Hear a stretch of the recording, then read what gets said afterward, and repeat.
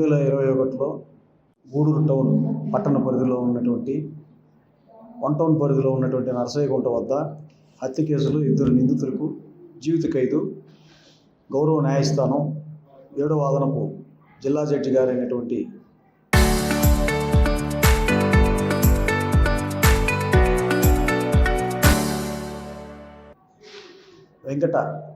వెంకట నాగపవన్ గారు ఈరోజు తీర్పు చెప్పినారు.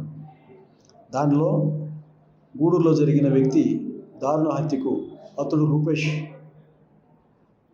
ఆయన భార్య, ఆయన ప్రియుడు కలిసి ఎంట్రపాటి రవివర్మ కలిసి అతన్ని దారుణంగా తల మీద కొట్టి చంపి హత్య చేశారు.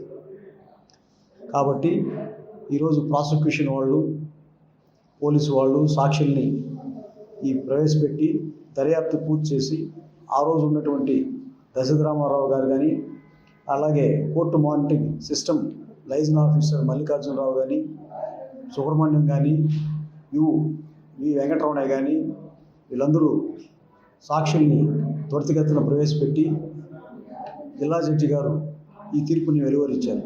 ఈ తీర్పుపై ప్రజలు కోర్టుల మీద నమ్మకం పెట్టుకుని కలిగజేసింది ఈ తీర్పు. పేరు రాజేశ్వరి అండి, మాది గూడూరు.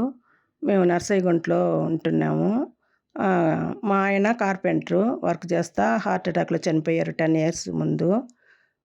నాకు 2 పిల్లలు సార్, శ్రీకాంత్, రూపేష్ అనే అబ్బాయి ప్రేమ వివాహం చేసుకున్నాడు. అయినా నేను ఒప్పుకొని అమ్మాయిని కూడా చేర్చుకున్నాను సార్. అమ్మాయి బాగానే ఉంటునింది. 7 ఏళ్ళ తర్వాత వాళ్ళకి 3 సంతానం. 8వ సంవత్సరం పెట్టంగానే అమ్మాయి వేరే వాళ్ళతో ఉంటూ అబ్బాయిని అతి దారుణంగా చంపింది సార్. ఆ పిల్లలు అన్యాయంగా ఎవరు ఆ తల్లిదండ్రులు లేని అనాథల్లాగా అయిపోయినారు సార్. నాకు 3 పిల్లల్ని చదివించాలంటే ఈ కాలం ఎంత ఖర్చు అవుతుంది, భలే నాకు బాధగా ఉంది సార్. ఏదో నేను చిన్న అంగడి పెట్టుకొని ఆ పిల్లకాయని అట్లాగా చదివించుకుంటున్నాను సార్. నేను 2 ఆడపిల్లకాయలు, 1 బాబు సార్.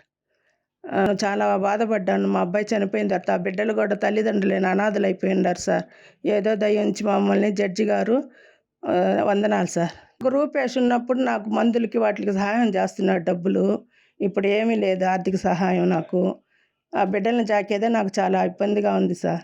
వాళ్ళ చదువులకి ఎవరైనా సహాయం చేసినా కూడా పర్వాలేదు సార్. పెద్ద పాప 11వ సంవత్సరం, చిన్న పాపకి 9, బాబుకి 7 ఏళ్ళు. చదివించేటట్టుంటే నాకు సహాయం చేయండి సార్. ఎలక్ట్రీషియన్ చేస్తున్నాడు సార్ రూపేష్. అబ్బాయి నాకు ఏదో సహాయం చేస్తున్నాడు. ఇప్పుడు అది లేదు. 3 పిల్లలు నాకు బాధ్యత అయిపోయి ఉండారు. వాళ్ళని చదివించేదే సార్ నా ధ్యేయంగా పెట్టుకొని ఉన్నాను. మేము 2 నెలల నుంచి కోర్టు చుట్టూరు తిరుగుతున్నాం సార్. అప్పుడు కన్నతల్లి చూస్తుందే కానీ నన్ను పిల్లలు ఎట్టుండారని కూడా ఒక మాట అడగలేదు సార్ మమ్మల్ని. అదే నాకు చాలా బాధగా వేసింది, చాలా బాధాకరంగా ఉంది నాకు. ఆ బిడ్డలు ఏం చేశారు సార్? 3 బిడ్డల్ని కని ఆమె ఏమి పట్టించుకున్నట్టుగా జరుగుతూ ఉంది సార్. ఈరోజు శిక్ష పడిన దానికి నాకు సంతోషంగా ఉంది సార్. నా బిడ్డని ఎంత దారుణంగా, అతి దారుణంగా చంపిన వాళ్ళకి ఈరోజు శిక్ష పడ్డదానికి నాకు చాలా సంతోషంగా ఉంది సార్. జడ్జి గారికి నా వందనాలు.